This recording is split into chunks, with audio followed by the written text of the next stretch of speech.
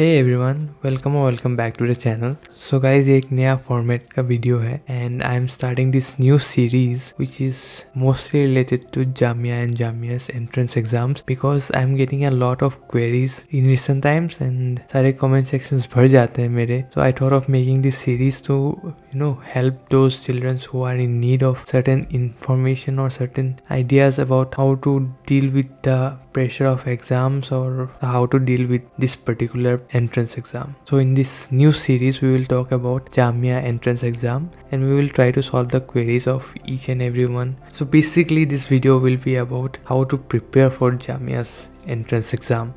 So giving my introduction, I am a third year student at Jamia Millia Islamia and I am currently pursuing BSc Aeronautics and I have gone through this rigorous experience of preparing for the entrance exams. So I know what you guys are going through right now. So try करते हैं मेरे जो points है वो लेके आऊँ, किस तरह आप prepare कर सकते हैं, किस तरह easy होगा आप लोगों के लिए Jamia entrance crack करना and I hope most of you guys will do it. So let's start the video.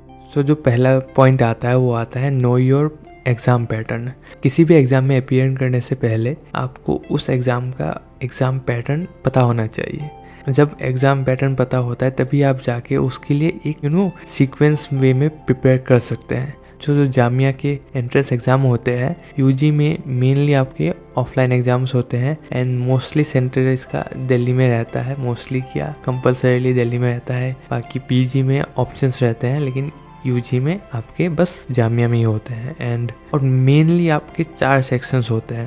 पहला जो सेक्शन होता है mostly general knowledge, general awareness से रिलेटेड आता है। इंग्लिश वाला सेक्शन होता है, रीजनिंग का सेक्शन होता है, देन आपके सब्जेक्ट रिलेटेड भी होते हैं एक सेक्शन। तो उस हिसाब से आपको प्रिपेयर करना पड़ेगा एंड जो सिलेबस आपको ऑनलाइन मिल जाएगा और इसका मैं लिंक आपको डिस्क्रिप्शन में दे दूंगा जहाँ से आप कलेक्ट कर सकते हैं हर कोर्स के सिलेबस। और ये सिलेबस खुद जामिया अपने वेबसाइट में निकालती है, तो इसके लिए आपको ज़्यादा टेंशन लेने की ज़रूरत नहीं है। सो जो नेक्स्ट पॉइंट आता है वो आता है make a study plan. So her exam में जाने से पहले आपको एक प्रिपरेशन टाइम चाहिए होता है एंड उस प्रिपरेशन टाइम को आपको 100% यूटिलाइज़ करना होता है और उस प्रिपरेशन टाइम को आपको प्रॉपरली यूटिलाइज़ करने के लिए एक स्टडी प्लान बनाने की ज़रूरत होती है एंड स्टडी प्लान में आपको वहाँ पे एलोकेट करना पड़ता है प्रॉपरली कि किस सेक्शन में आप कितना टाइम देंगे, कितना टाइम तक प्रिपेयर करेंगे और पर्टिकुलरली कौन सा आप स्ट्रॉन्ग पॉइंट बना के जाएंगे अपना। और जो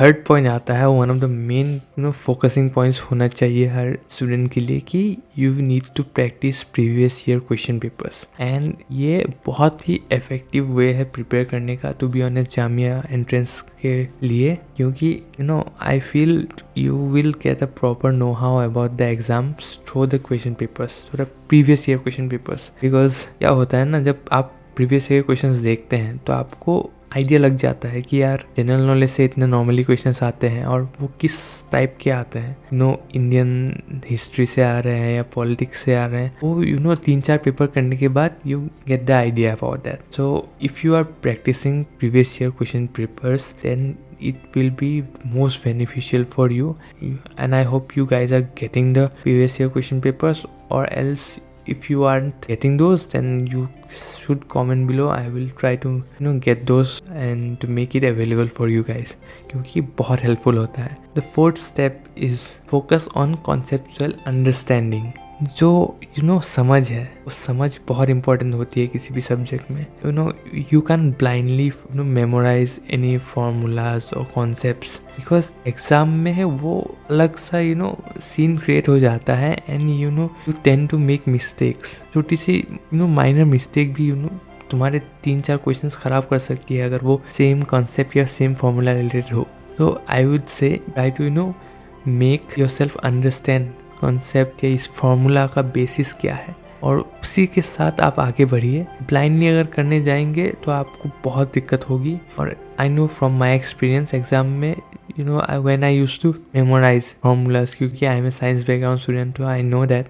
तो जामिया में मार्किंग स्कीम जो होता है वो होता है +1 - 0.25। तो दिस कम्स वेरी वाइटल। सो गलती नहीं करनी है जितनी भी हो सके। So last but not the least, stay confident and motivated. देखो क्या होता है ना, जब हम किसी भी एग्जाम के लिए प्रिपेयर करते हैं, there are times when we feel demotivated or lack of confidence. So you guys have to deal with that. You have to come up with your own solutions, because मैं कुछ solution दे दूँ वो मे भी तुम्हारे लिए काम ना आए, लेकिन you have to find those source of confidence or motivation, because it's a long run और तुम ऐसे हर टाइम पॉजिटिव रहोगे नहीं.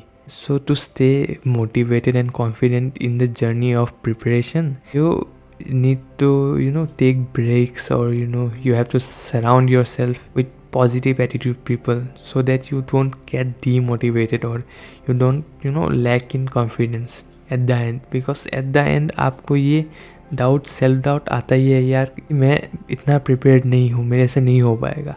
And if at that time if you lose hope ना, बहुत बहुत नुकसान होता है उस time. So at last I hope इन सब पॉइंट्स से आपको फ़ायदा हुआ होगा. And you have to understand that success doesn't come overnight. You have to be consistent. ये काफ़ी लंबा प्रोसेस चल जाता है, and I think अभी hardly 20 days है जब से स्टार्ट वाला एंट्रेंस होना है. काफ़ियों के बाद में भी है, किसी के पास 1 महीने तक है. You have to properly utilize that. अच्छे से पढ़ो, कंसिस्टेंटली पढ़ो, हर दिन कुछ ना कुछ पढ़ते जाओ, मोटिवेटेड रखो अपने आप को, एंड ट्राई करो PYQ सॉल्व करने का. I hope you all will crack the entrance exams, and maybe we will meet in Jamia in couple of months. And if you enjoyed the video, please like, and thanks for watching guys. See you in the next video.